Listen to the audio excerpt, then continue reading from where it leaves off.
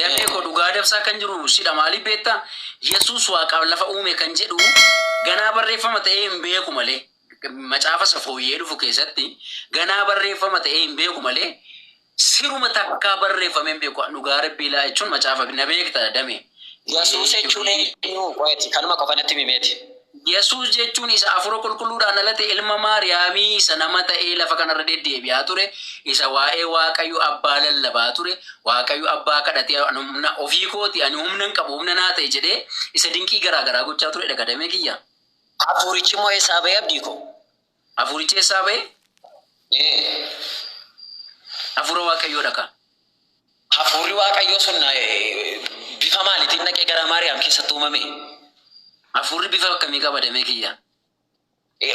Suma jechaa jira hafuurri bifa uumamee gara Maariyaam keessatti jette. Hafuurri bifa akkamii qaba ree? Waa'ee hafuuraa keessaa amma yoonaati. No, dhaggeeffadhu qoy abdi irra nu taaliini. Asti waa walii hubachiisanii darbinaa. Emotional adello. Dhaggeeffadhu. Wal quunnamtii saalaatiin kan dhalate miti. Atamma mucaa kee ta'ee itti haadha manaa kee afuuftee keessatti ta'ee. Dhuguma isaasitti maa? Miti hafuura hafuurri sun maal Waaqayyo miti hafuurri sun?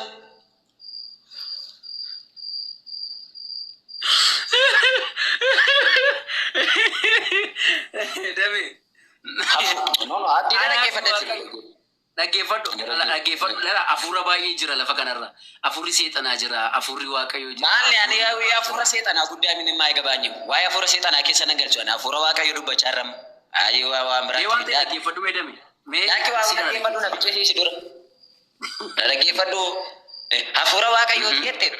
Hafuura Waaqayyoo ta'etti. Hafuura Waaqayyoo ta'uusaa hoo beektaa?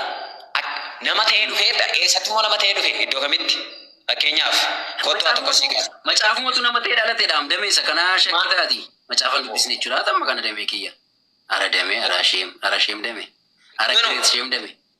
Garuu Yesuus waaqa ta'ee dhufe moo nama ta'ee dhufe gara biyya lafaa? Gara biyya lafaa nama ta'ee dhufe.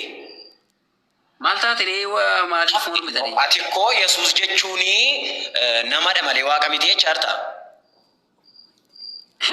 Ishi bakka Yesuusii nama miti waaqadha jedhu moo waaqa nama miti waaqadha bakka naa jedhu moo naa baasii kadamee kiyyaan barachuu nan barbaada baasii ammallee dhugaa dubbii. Maa barattaa barattee baate homaa barumsa isin barbaachisuun baay'ee. Ati komoo tola bishaan taate. Yesuusii akkas taanaan abbaa kiyya damee koo dhaggeeffadhu. Damee koo ati na fayyadda siin fayyadamitiire dhugaa tokko yoo walitti himne har'a biqiluu yoo baate oolee bulee biqila. Ati tajaajilaadha. Nama sammuun isaa yaaduudhaan dhaloota qubeedha.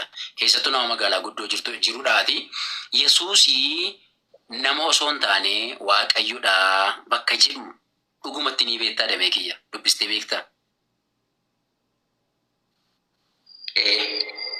Eessa? Eeyyee. Mee dhaggeeffadhu meeshaa kana. Dhaggeeffadhu. Wangeela Yohaannis boqonnaa 5 lakkoofsa 30 sii dubbisaa mee dhaggeeffadhu mee. Sirriitti na dhaggeeffadhu damee kiyya. Yesuus itti dabalee ani humna kootiin homaa gochuu hin danda'u.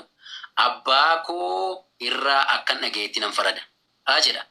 Maali Waaqayyo erga jette akkamitti humna isaatiin homaa gochuu hin danda'u ree damee kiyya Yesuus? Dabalii dubbisime. Irra deebii dubbisime. Tole. Wangeela Yohaannis boqonnaa 5 lakkoofsa 30 akkas jedha siin dubbisa. Maqaa Rabbiitiin. Yesuus itti dabalee ani humna kootiin homaa gochuu hin danda'u. Abbaa koo irraa akkan dhagayetti nan farada jedha. Gara gadii tutu gabuune kana caalaa hiikaa deema damee kiyya. Maal jechuudha mee akkati beektuuf akkati lallabdutti. Ani Waaqayyoo innati jette kun Yesuus Waaqayyoodha nati jette kun anuu abbaa qabaa. Humna abbaa kootiin malee akkan abbaa koo irraa dhagayetti malee akka abbaan koo kallattii naa kennetti malee ani ofii koodha humna hin qabu. Jechuun si biratti maal jechuudha? Akkamitti lallabamee dame?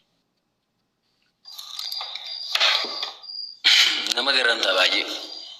Maalan balleesse damee kiyya? Dhugaa baay'ee nama garramtaati. Maalan godhe damee koo? Amma sarara deebii dubbisme. Jadi dubbisa irra deebii.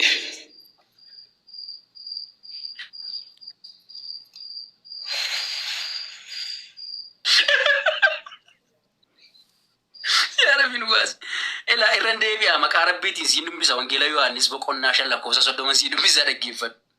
Yesuus itti dabalee Yesuustu dubbachaa jira jecha kana.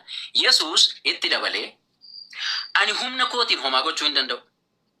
Ani humna kootiin homaa gochuu hin danda'u.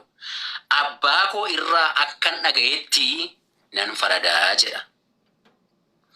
Abbaan isaa irraa dhagaa Waaqayyo erga ta'ee maaliif ani humna hin qabu? Humna hin qabuun immoo homaa gochuu hin danda'u akkamitti jedha Waaqayyoon nati Waaqayyoodha jette kun.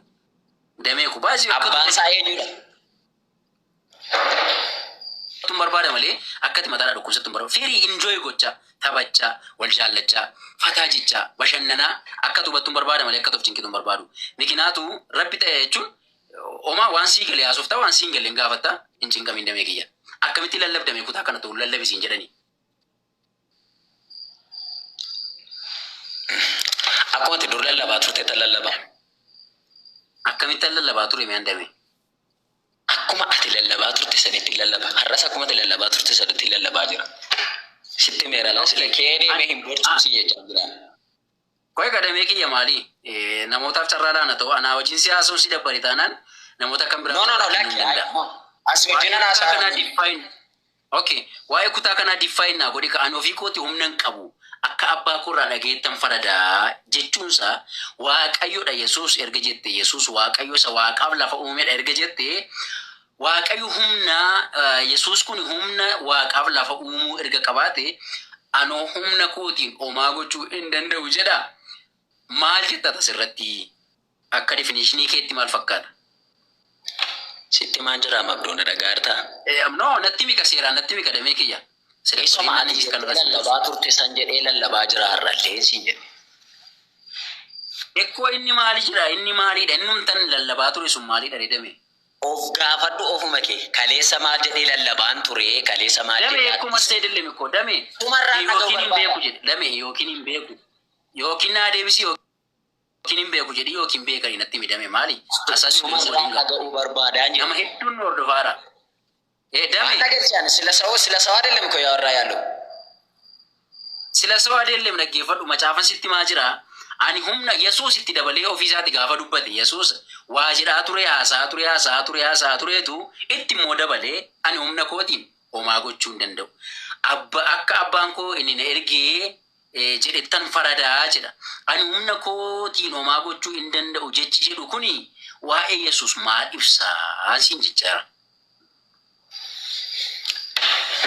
Isuma ati beektu sana ibsaan jedhe. Maalan beeka damee kiyya natti mika? Ilaame isuma torban lama sadan ji'a darban lallabaa turte sana ibsa. Ana geeffadhu sitti nama. Dame hin beektu yoo ta'e beeka. Dhageeffadhu waan asi gaafadhe naa himi siin deebisa. Waan asi gaafadhu naa himi siin deebisa. Tole. Ati kaleessa dheengaddaa yeroo tajaajilaa turte dhagaa maara sagaleen koo. Waa'ee kaleessaa dhiisika amma ni koo jireenya haaraa keessa jira damee kiyya. Dhageeffadhu. Jireenya kaleessaa keessa jiru. Ati garuu isa keessa jirtuun si gaafadhaara. Isan kaleessa ofirraa dhiqee darbe ofirraa ciree darbe moofaan kaleessa ofirraa jijjiiree darbe nan gaafatiin damee kiyya dhaggeeffadhu. Waa'ee kaleessa Dhiistee darbitee amma isa ammaa fi isa fuulduraa haasofna damee. Dhiistee darbitee ta'ii? Moofaa ciccitaaf itti baastee darbitee ta'ini? ታዲያ ለምንድን ነው ይሄን ነገር ማውራት ያስፈለገው? ከና ሰውማፍ ሲበርባችስ ሬ ati obboleessa koo saqaalii waan taateef dhugaa ani bare gatii si qorqoraa tureef gatii hubachuu barbaadeef dhugaan bare sitti himuufidha kaan ifa naa galee si ibsuufidha kaan. Isa sitti maa jira mabdi? Wanta gara amantii kanaatti jechuun shooka akkati gochaa tura naagalaadha garuu sana miti nagar ta'u ineessaa ifoon anayyuu mitiiti.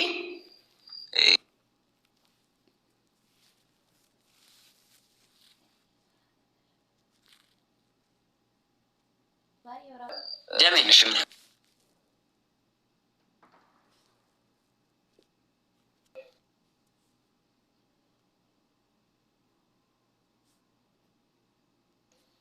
Garuu waan dhugaa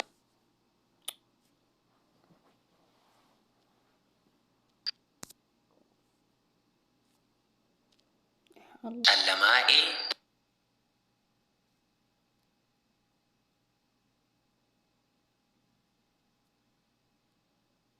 ብርሃነኤ ኢሴ